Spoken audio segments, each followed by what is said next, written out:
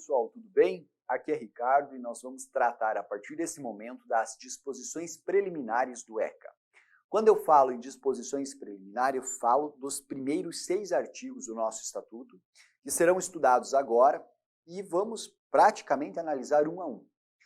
Isso não porque a gente vá fazer isso do início ao final do ECA, afinal de contas o ECA tem praticamente 250 artigos, mas porque esses artigos aqui, eles merecem uma atenção especial de nossa parte. Então, vale muito a pena eu trazer os artigos, nós debatemos as discussões que podem ser travadas e, inclusive, eu vou mostrar a vocês como isso aparece em prova. Abri o ECA, vou começar o estudo do direito da criança e do adolescente a partir do nosso estatuto, você se depara com o artigo 1º. E o artigo 1º, ele é todo cheio de significado, né? Principalmente ali a dizer o seguinte, que esta lei dispõe sobre a proteção integral à criança e ao adolescente. Tá? Aí você fala, professor, mas é só isso, eu não consigo ver muita coisa aqui. Você vê sim, porque quando eu falo que ele trata da proteção integral à criança e ao adolescente, um recado muito claro está sendo dado. Nós temos, e essa discussão se faz em termos de doutrina, nós temos aqui 2 correntes a serem observadas e que foram tratadas e que já foram inclusive aplicadas em nosso ordenamento, que é a doutrina da situação irregular frente à doutrina da proteção integral. E o ECA claramente adota a doutrina da proteção integral. Algumas observações devem ser ponderadas nesse momento. Primeiro, pessoal, quando se fala em doutrina da proteção integral, nós temos a consideração de que todas as crianças e todos os adolescentes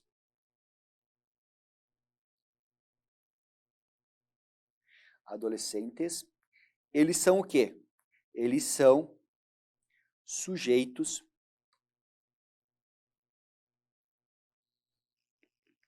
de direito. Tá?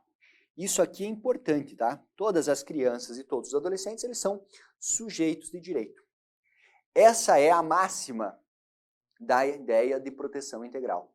E aí, quando se fala aqui em crianças e adolescentes, não apenas aqueles que estão praticando ilícitos, não apenas aquelas crianças e adolescentes que eventualmente estejam numa situação de violação a seus direitos, mas todos. Essa é a tônica. São sujeitos, titularizam direitos, titularizam inclusive deveres e essa defesa, essa aplicação aqui se estende a todos. Por quê? Porque na doutrina da situação irregular, que era a doutrina anterior, que regia o Código de Menores, que foi editado em 1979, depois revogado pelo nosso Estatuto atual, esse Código de Menores, ele falava o seguinte, ele focava a sua atuação em políticas assistenciais às crianças e adolescentes que estivessem em situação de violação de seus direitos, ou que estivessem violando os direitos, ou seja, crianças que eram abandonadas, crianças que eram maltratadas, que não tinham seus direitos, que não tinham pais, ou que praticavam algum tipo de ilícito, atos infracionais, a atenção se dava somente sobre elas. E aí o Estado, diante dessas situações de irregularidade, atuava na consequência. Agora o Estatuto da Pessoa com Deficiência, ele vai na causa, ele vai mais a fundo. Ele se preocupa em quê? Ele se preocupa em tutelar todas as crianças e adolescentes, independentemente de elas estarem numa situação de violação dos direitos ou praticando algum tipo de ilícito, mas com a pretensão de tratar e cuidar de todas elas com prioridade absoluta. Ou seja, nós temos aqui um atendimento prioritário, com prioridade.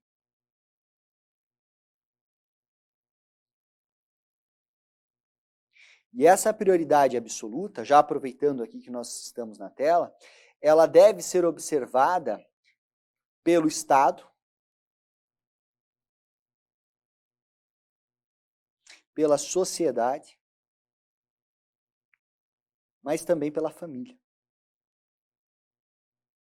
Certo? E aí já coadunando, inclusive, de certa forma, né, com o artigo 227 da nossa Constituição Federal. Certo? Por isso que eu digo que o artigo 1º ele é cheio de significado, tá bom? E aí eu já avanço para o próximo artigo, que é o artigo 2º, que também é importantíssimo e muito incidente em provas. Por quê?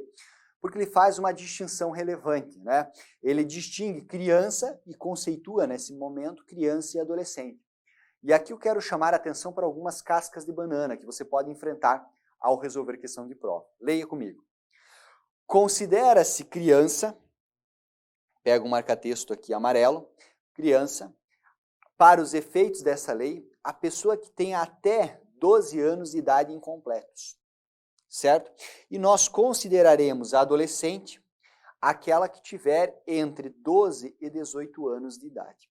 E aí, para te ajudar, eu vou colocar o seguinte, 12 anos de idade incompletos também. O legislador ele não colocou aqui esse incompletos, mas ele fica, digamos assim, você vai ler ele mesmo que ele não esteja expresso ali, tá? Então a distinção entre criança e adolescente. Muito cuidado, pessoal. Por quê? Porque nós temos uma outra distinção no Código Civil.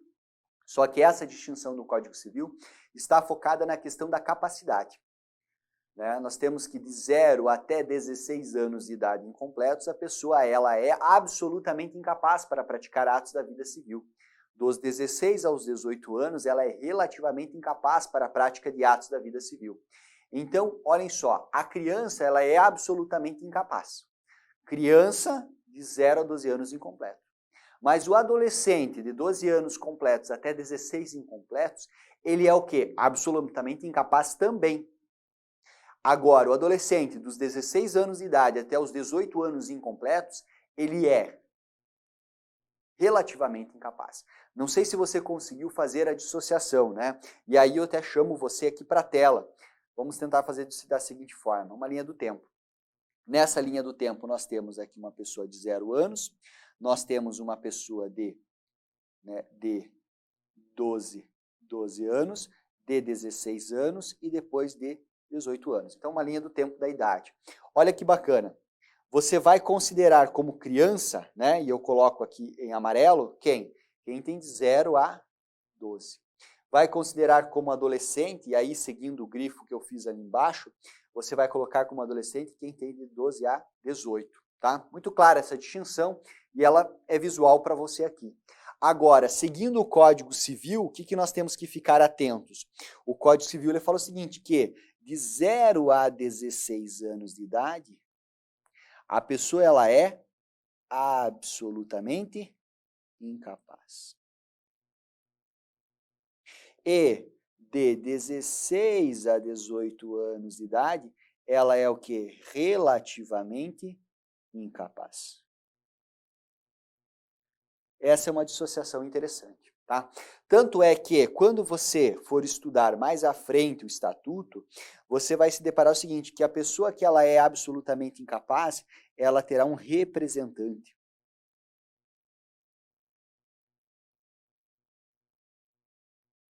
E a pessoa que for relativamente incapaz, ela terá um assistente.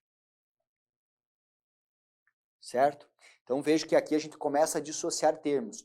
Uma coisa é a questão da capacidade que é tratada no Código Civil, outra questão é a conceituação e a diferenciação que se faz entre criança e adolescente. Tá, beleza. Mas eu vou te contar uma coisa. Essa distinção aqui, ela nem é o ponto mais relevante para vocês, tá?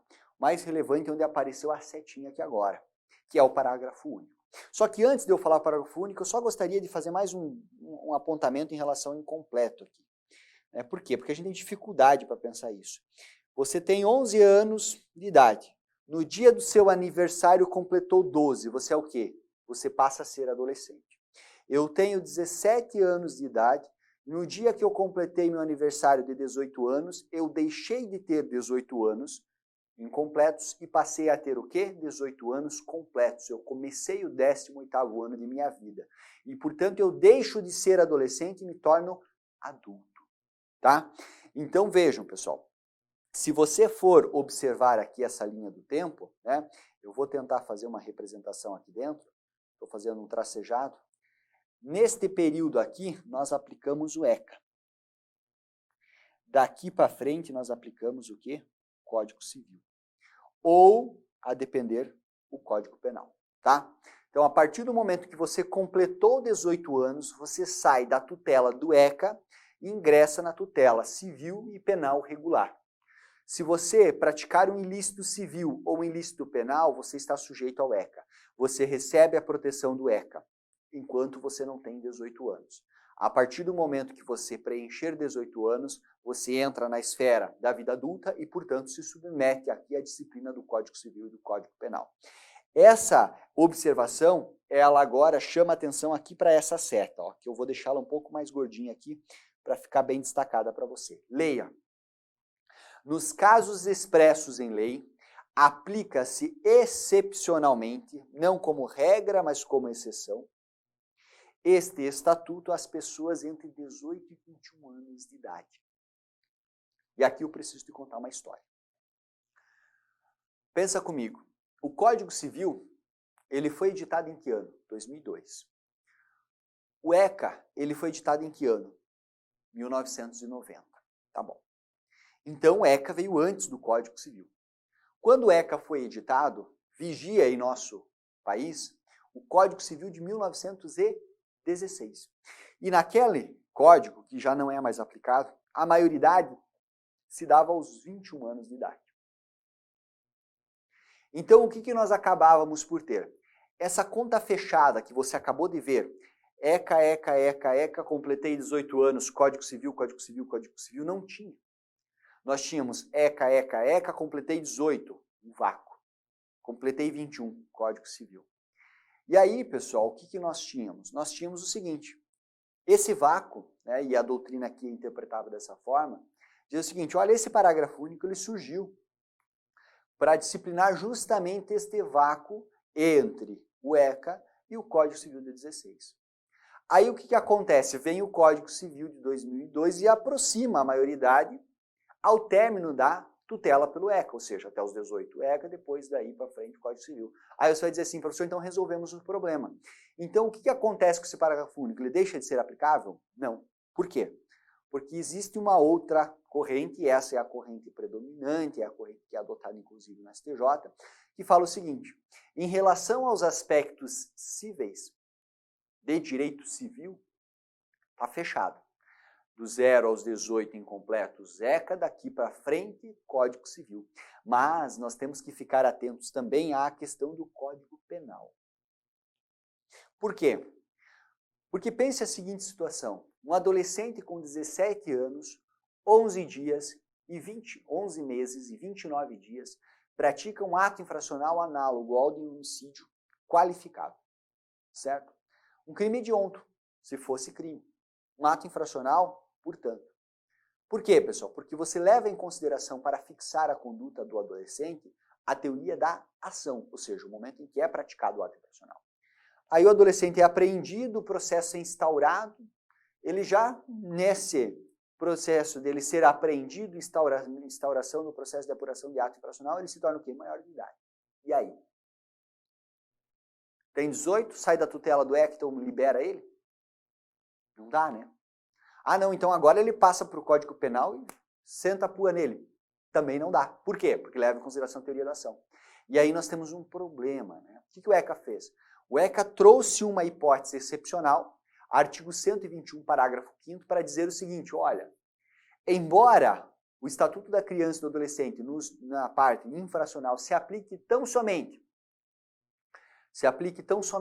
até os 18 anos, excepcionalmente poderá ser estendido até os 21 anos de idade, ou seja, o adolescente que praticou um ato infracional, se a condenação, se a aplicação de medida socioeducativa de internação, medida socioeducativa de liberdade ou qualquer outra medida de meio aberto for aplicada depois que ele atingir a maioridade, por fatos que ele praticou quando era adolescente, ele cumpre essa medida até os 21 anos de idade. E aí você vem na tela e pensa o seguinte comigo, ó, uma linha do tempo de novo. 18 anos de idade, certo? O adolescente pratica um ato infracional aqui, ó. Certo? A partir do momento que ele praticou um ato infracional, aqui vem uma sentença. E essa sentença aplica uma medida socioeducativa.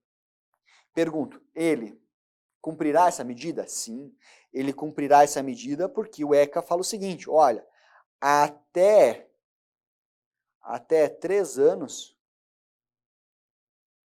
ou até os seus 21 anos, ele cumprirá a medida socioeducativa. Então, nesse período aqui, ele vai cumprir uma semi-liberdade, ele vai cumprir uma internação, ele pode cumprir uma advertência, ele pode cumprir uma obrigação de reparar dano, ele pode cumprir uma PSC, voltando, pode cumprir uma PSC, ele pode cumprir uma LA. Deu para entender?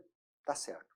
Então vejam só, se eventualmente o examinador perguntar para você, né, o carinha que fizer a tua prova lá perguntar para você, é possível aplicar o ECA à pessoa maior de 18 anos? Você vai responder o seguinte, que em relação aos aspectos cíveis, não. Por quê? Na medida em que acabar a vigência, atingir os 18 anos, passaremos à aplicação do Código Civil. Mas no que diz respeito aos aspectos, aos ilícitos penais e ao direito infracional, dada a aplicação da teoria da ação, que é que leva em consideração o momento da ação para aplicar sanções de natureza infracional ou penal, nós temos a possibilidade de estender a aplicação do ECA até os 21 anos de idade, quando isso estiver excepcionalmente previsto em lei, como diz o parágrafo único, que é o artigo 121, parágrafo 5º. Bacana? Fora isso, 18 anos, está livre do ECA. Tá bom? É isso que eu gostaria que vocês entendessem. Feito isso, uma questãozinha rápida de prova aqui para vocês. Bem rápida. Olha só.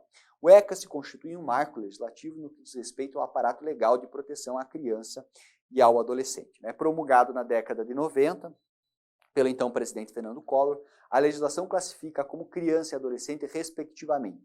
Tá lá. Criança, pessoas até 11 anos? Não, tá errado, é até 12. Criança, pessoa até 8? Não. Até 10? Não. Até 11? Não. Criança, pessoa até 11 anos. Adolescentes, pessoas até 18 anos. E aí ele complementa ainda. O estatuto é aplicado excepcionalmente em casos expressos de lei também às pessoas entre 18 e 21 anos de idade. Bem objetiva, né? Às vezes cai, uma questãozinha atual, claro que é uma questão de prefeitura, mas enfim, uma prova mais tranquila, mas é para vocês verem que isso cai, tá? Isso cai e sempre cairá, ok? Um passo à frente a gente entra nos princípios basilares. Esses princípios eles são extraídos ali do artigo 3º do nosso Estatuto da Criança e do Adolescente, tá? Artigo 3º, artigo 4º. E aí eu trouxe já três princípios aqui na tela para vocês, e eu vou deixar escrito um conceito de forma bem objetiva, tá? Primeiro, princípio da prioridade absoluta. Se você for chamado a falar a respeito desse princípio, ou a ter que pensar ele, você vai lembrar sempre o seguinte, pessoal. Vai lembrar o seguinte, que à frente,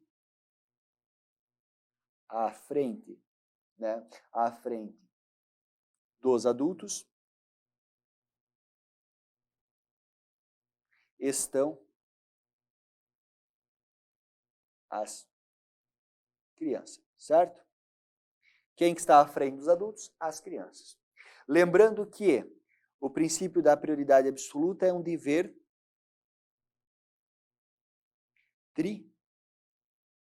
tripartite. De novo, já falamos disso várias vezes, mas eu volto a reiterar aqui porque é importante que você memorize, tá? É um dever do Estado, é um dever da sociedade, é um dever da família. Tá? Por isso que se fala que é um dever tripartite, tá bom? Então tá lá. Ainda, pessoal, princípio da dignidade. O princípio da dignidade é um daqueles princípios difíceis de serem conceituados. Para ser bem sincero para vocês, um dos doutrinadores de direito constitucional talvez mais conhecidos nesta área de pensamento é o professor Ingo Wolfgang Sarlet. E esse professor ele fala o seguinte, ele passa lá 100, 200 páginas de uma das obras dele para dizer o quê? Para dizer que você não consegue definir propriamente o que é dignidade. Mas é muito fácil, por outro lado, você dizer o seguinte, olha, a dignidade foi violada. Né? Pense, nós temos lá uma pessoa que sofreu maus tratos. Ela teve sua dignidade violada? Sim. Nós temos uma pessoa que ela foi humilhada publicamente. Ela sofreu uma violação à sua dignidade, à sua honra? Sim. Então, o que nós temos? Nós temos o seguinte, algo que é muito difícil de conceituar. Me diga agora, o que é dignidade? Eu tenho dificuldade, acredito que você vai ter também. Agora, você sabe muito bem quando a dignidade é violada. Isso não é difícil. Por quê? Porque a dignidade, ela é conceituada aqui, pessoal, num esforço, né?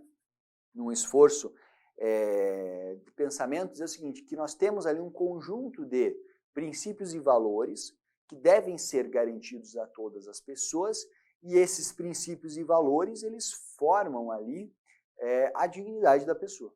Toda vez que houver violação a esses princípios e a esses valores, nós teríamos, de certa forma, uma violação a direitos de dignidade.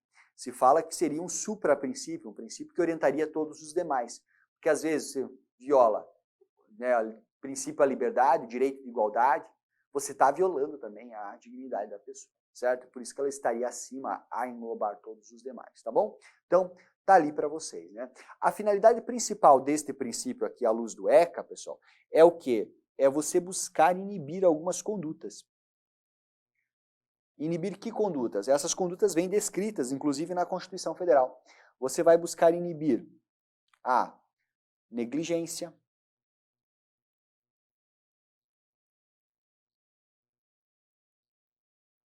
você vai buscar inibir a discriminação,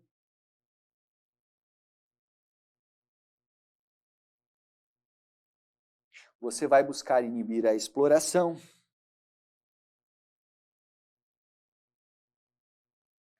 você vai buscar inibir a violência, você vai buscar inibir a crueldade, e você vai buscar inibir a opressão. É o que se diz na nossa legislação, tá? Estou colocando aqui os termos da lei para a gente deixar preenchidinho para vocês. E o princípio da não discriminação?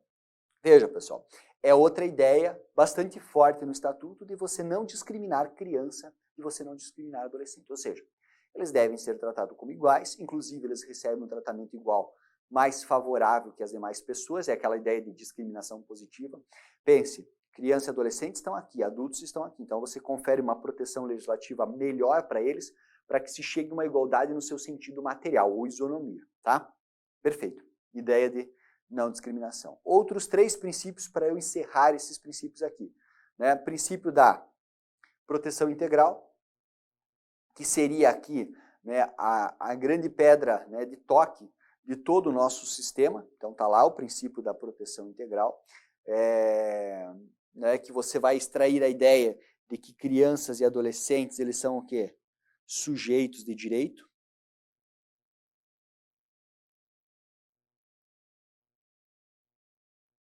Você pode, inclusive, interpretar este princípio como uma ideia, né?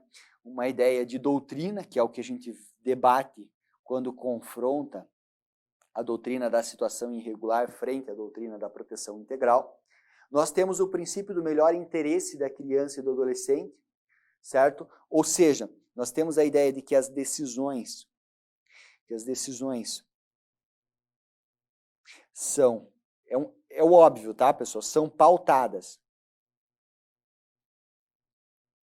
na criança ou no adolescente e não nos adultos ou na sociedade. E aí parece óbvio, mas veja como isso se dá na prática. Tá? Veja como isso se dá na prática, né?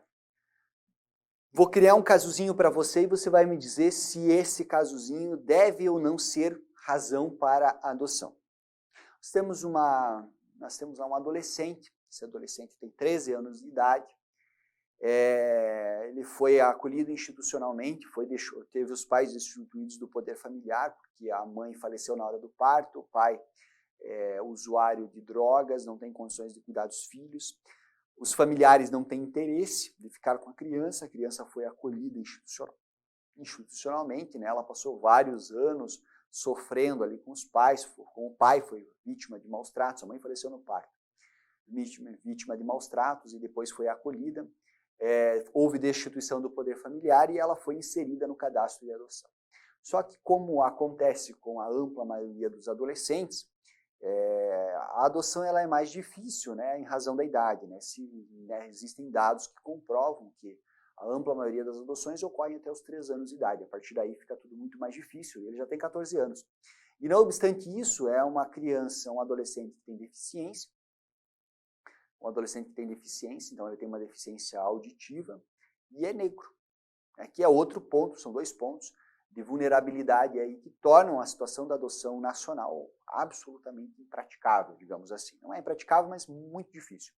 Então, um adolescente, 14 anos de idade, vítima de maus tratos, acolhido institucionalmente, deficiente e negro.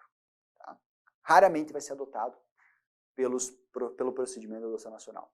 Eis que surge um casal de alemães, instruídos, qualificados, financeiramente muito bem abastados, um desejo real de adoção, querem muito adotar um adolescente, querem adotar um adolescente propriamente, e principalmente adolescente que eles possam ali auxiliar e que, no entender deles, que seja a maior de todas as vítimas que eles possam conhecer. E um adolescente negro, deficiente, é uma vítima que coaduna ali com o perfil que eles querem.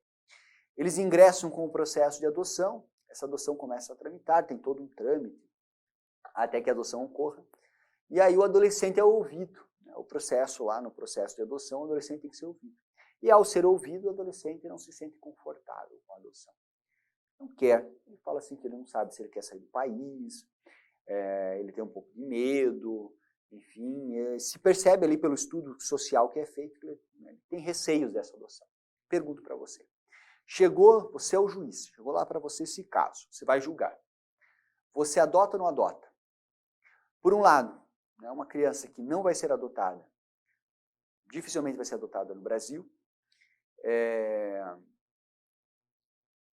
Os pais que têm total interesse na adoção, legítimo interesse de adoção, condições financeiras, querem proporcionar a melhor educação possível, têm pretensão de reverter esse quadro histórico nefasto que a criança, que esse adolescente então passou.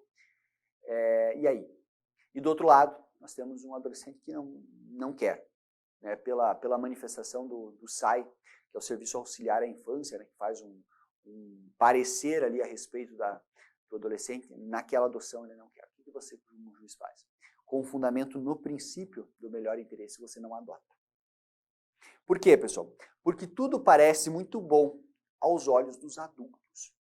Para os adultos é bom, poxa, ele vai estar numa família abastada, um casal de alemães, são instruídos, querem o melhor para o adolescente, mas e aos olhos daquele adolescente? A gente sabe, a gente está respeitando ele? Não. Então a ideia aqui é justamente essa. Tanto é que esse princípio do melhor interesse da criança e do adolescente, ele é muito aplicado nos processos de adoção. Tá? Eu vou deixar isso aqui registrado. Entenderam por quê, pessoal? Então veja, por mais bonita que seja, eu vou colocar aqui, aplicado na adoção, por mais bonito que seja a historinha, você tem que olhar onde? Você tem que olhar para a criança, para o adolescente. Então, aplicação na adoção. Tá? E por fim, nós temos o quê? O princípio da condição peculiar de pessoa em desenvolvimento. Né? Esse também é um princípio importante, e esse é um princípio que se aplica aqui onde? Ele tem uma aplicação forte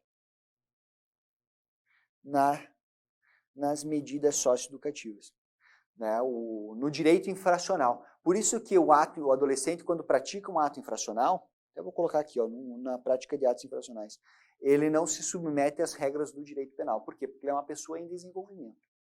Isso fica bem perceptível aqui pela nossa legislação. Tá? Esses são os princípios basilares, e aí já em ato contínuo, uma questão de prova. De acordo com os princípios orientadores do direito da criança e do adolescente, em favor deles deve ser dada primazia em todas as esferas de interesse, seja no campo judicial, extrajudicial, administrativo, social ou familiar. Tal tratamento não comporta questionamentos ou ponderações, pois foi essa a escolha nacional por meio do legislador constituinte. De acordo com a doutrina, tal primazia corresponde ao princípio do quê, pessoal? Da municipalização, da prevenção, da prioridade absoluta. Ou do interesse superior da criança ou do adolescente. Letra C. Vejo que essa é uma questão, pessoal, feita para promotor. Tá? Para promotor. Para vocês perceberem que o que você tem que ficar ligado aqui? Esses princípios você tem que conhecer, você vê uma historiazinha, você fala, olha, nós temos que dar a primazia em todas as esferas, seja na esfera judicial, extrajudicial, administrativa, no contexto da família, na sociedade, ou também enfim, no judicial, extrajudicial, administrativo, social e familiar. Ou seja, aquela ideia de obrigação tripartite, todos devem agir em prol da criança, com prioridade, sem haver desculpa, princípio da prioridade absoluta. Tá bom? É assim que vai aparecer em prova. Vamos lá? Outra questão. Entre as garantias, né, de prioridades estabelecidas expressamente pelo Estatuto do Adolescente, no artigo 4º, parágrafo único, não há previsão de. Eu deixei essa questão por quê? Porque eu não vou falar agora, não vou falar aqui, até por conta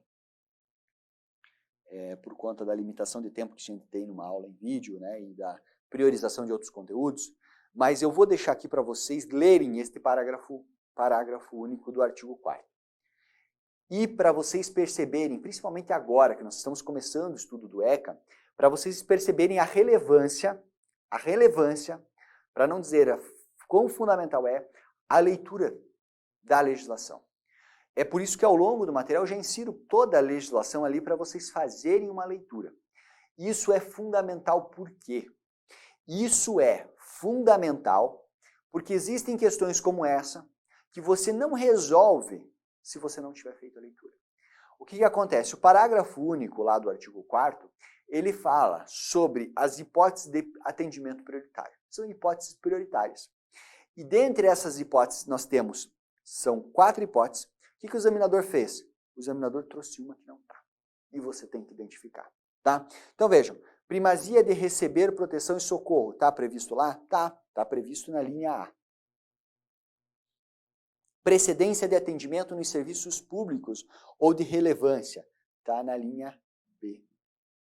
Destinação privilegiada de recursos públicos nas esferas relacionadas à proteção à infância e à juventude. Está previsto? Tá. Está previsto na linha D. Ainda bem que ele não colocou em ordem, né? Aí, viabilização prioritária de formas alternativas de participação, ocupação e convívio com as demais gerações. Essa que não está prevista e, portanto, é o gabarito. Pergunta, há como responder uma questão dessa facilmente sem a leitura? Impossível. E a última, preferência na formulação e execução de políticas públicas é a letra C. Tá? Para vocês verem que existem questões cuja resolução passa necessariamente pela leitura. Ok? Último tópico deste bloco, interpretação do ECA. O ECA é um conjunto normativo, pessoal. E por ser um conjunto normativo, ele se submete à interpretação. Ou seja, o aplicador, né, o juiz, o defensor público, o conselheiro tutelar, você, todo mundo que precisar interpretar o ECA, vai levar em consideração alguns critérios. São 4. Esses critérios foram estabelecidos ali no artigo 6º do nosso estatuto e, por vezes, isso cai. Você não precisa nem se preocupar muito com o conteúdo desses critérios. Eu vou até falar rapidamente aqui. Mas, basicamente, você tem que saber quais são esses critérios, porque assim são cobrados em prova. Dá uma olhada quais são os critérios e depois vejam como são as questões.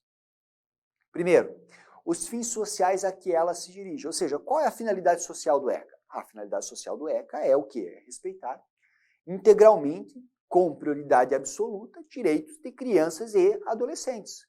Maximizá-los. Criar políticas públicas para defendê-los. Então, toda a interpretação do ECA, quando você se vê na necessidade de dar uma interpretação dentre 2 possíveis, deve ser direcionada para aquela que melhor atingir a finalidade social do ECA. As exigências do bem comum, ou seja, você vai interpretar a lei para fazer o bem para as pessoas. Essa que é a ideia. Nunca para fazer o mal para ninguém. Ainda, os direitos e deveres individuais e coletivos, né? Ou seja, os direitos fundamentais devem ser interpretados aqui, sempre com foco nesses direitos. Aqui posso lhe dar um exemplo. Pense o seguinte, nós temos lá dificuldade orçamentária de um lado, certo? O Estado não tem dinheiro para fazer tudo que precisa fazer, e do outro, a tutela de um direito fundamental. Você pode fundamentar que não irá observar um direito fundamental de uma criança ou adolescente porque não tem condições orçamentárias e você precisa, sei lá, estrear uma praça pública nova? Não. Por quê? Porque na interpretação, aqui o juiz vai dizer o seguinte, olha, dê à criança um remédio, dê à criança uma órtese, dê à criança educação, insira a criança numa creche, porque entre essas situações e você criar uma praça pública, é melhor você atender a criança, certo? É uma forma de se interpretar para a tomada de decisão. E, por fim, a condição peculiar da criança e do adolescente como pessoas em desenvolvimento. tá? Isso aqui é muito importante, já falei para vocês, na aplicação de atos infracionais. Aparece como um parâmetro interpretativo. Professor, isso cai em prova? Cai. São aspectos que, entre outros, o próprio Estado, o Estatuto da Criança e do Adolescente, expressamente determina que sejam observados na interpretação dos seus dispositivos, tá? Então, vamos lá. Letra A. As exigências do bem comum e os princípios gerais e especiais do direito da infância, tá? Qual que é o problema aqui? Olha como a questão ela é bobinha, né? As exigências do bem comum estão previstas, não estão? Esses princípios gerais estão? Não estão. Então, tá errado. Os deveres individuais e a condição peculiar da criança e do adolescente como pessoas em desenvolvimento.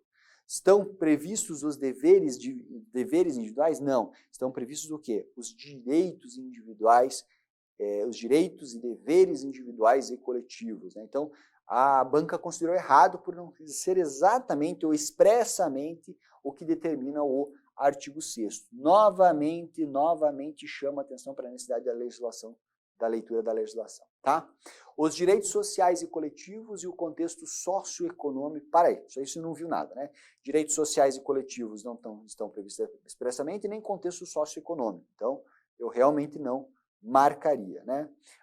Pessoal, eu vou fazer o seguinte, essa B aqui, ela não vai estar errada, tá?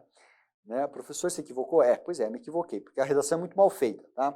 Porque deveres individuais estão previstos sim, e condição peculiar também estão previstos. Mas vamos afastar as demais, e daí você vai ter mais segurança. Enquanto eu li, eu fui olhando as outras e vi que elas estão bem erradas. Então, vejam só, me perdoem, tá? Mas letra C a gente já viu que estava errada. Os fins sociais a que se destina a lei e a flexibilidade e informalidade dos procedimentos. Isso aqui você não leu no artigo 6º, né? Então essa, realmente, descarta. O superior interesse da criança e do adolescente e os usos e costumes locais. Não tem usos e costumes locais. E o superior interesse da criança também não vem expressamente mencionado, tá? Então vejam, pessoal. A letra B, quando fala em direitos e deveres individuais e coletivos, eles pegaram só um trecho. Não estaria errado. Daí eu me equivoquei, na verdade. E condição peculiar da criança e do adolescente está. Questão horrível, pessoal. Porque, vejam, eu já fiz essa questão, já resolvi essa questão outras vezes, em outras aulas. E ainda assim, na hora que você bate o olho para ela, você fica meio desconfortável, mas é a única que está de acordo mesmo com o artigo 6º e está correto. Os deveres individuais, o que fala a norma? A norma fala assim, os direitos e deveres individuais e coletivos. Eu abreviei aqui, tá? O que eles fizeram? Eles foram lá e pegaram, ó, vamos pegar os direitos, direitos não, né? Vamos apagar os direitos aqui, porque eles não pegaram os direitos. Eles pegaram, vamos pegar os deveres individuais. O resto eu tiro fora. Só trouxe o que interessava ali para eles sacanearem e fazerem o professor de vocês quase cair na questão, tá? Gabarito. Outra questãozinha aqui. Para interpretar adequadamente o texto do Estatuto da Criança e do Adolescente, deverão ser levados em conta os seguintes aspectos. 5 aspectos ali. Os fins sociais a que ela se destina. Pergunto, é um aspecto a ser considerado? Sim. As exigências do bem comum? Também. Os direitos e deveres individuais e coletivos? Aqui eles facilitaram a nossa vida, né? Tá bom. A prevalência absoluta por direitos e prioridades. Isso aqui não está previsto. A condição privilegiada? Não. Condição peculiar da criança e do adolescente como pessoas autônomas, não, como pessoas em desenvolvimento. Isso aqui está tudo errado. Essa ficou mais fácil, não é? Letra B. Portanto, ok? Com isso, eu encerro aqui esse bate-papo das disposições preliminares. Qualquer dúvida que você tiver em relação a esse tema, fique à vontade para me procurar. E lembro que é fundamental que você faça a leitura desses artigos iniciais, tá bom? Um forte abraço e fico à disposição.